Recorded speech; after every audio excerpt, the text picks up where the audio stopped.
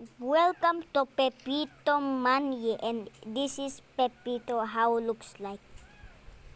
We are gonna some using the Pepito Man-yi, and it's over from Tugigero. I mean, this is Tugigero. He hit it. So we got some clouds, and there's she hit Tugigero, and he just landfall in Aurora, just beside on Santiago. And Tarlac City is 26 degrees, and somebody has hit Quezon City because there's no heat, because if you see that in the middle, do you see that eye, and the eye will replace here, look, from Baler, and Aurora just beside him, and Baler is a middle on an eye.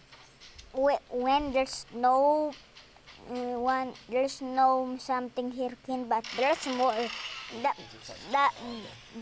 The Mindanao just habagat, and there's more, but he just left. He just beside on Baguio in the left, and the clouds are spawning in ocean, and it's tropical storm Man-yi, and look at the high clouds. You can see barely it in this round.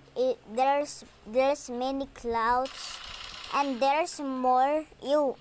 There's the white means it's high clouds, or the blue one it's low clouds, because if you just go in a blue, it's 68%, and it's 100% if you go in a white. Now this is medium clouds, and look, now it says medium clouds, means it's not lower anymore, not anymore lower. So anyways, he's beside, and it's 3:52 time, and the last scene, now there's bunch of green, and there's more. So we are taking solar power, and now this is solar power red, and if you beside on the Typhoon, there's no solar power of beside on him, and there's more. Now today we have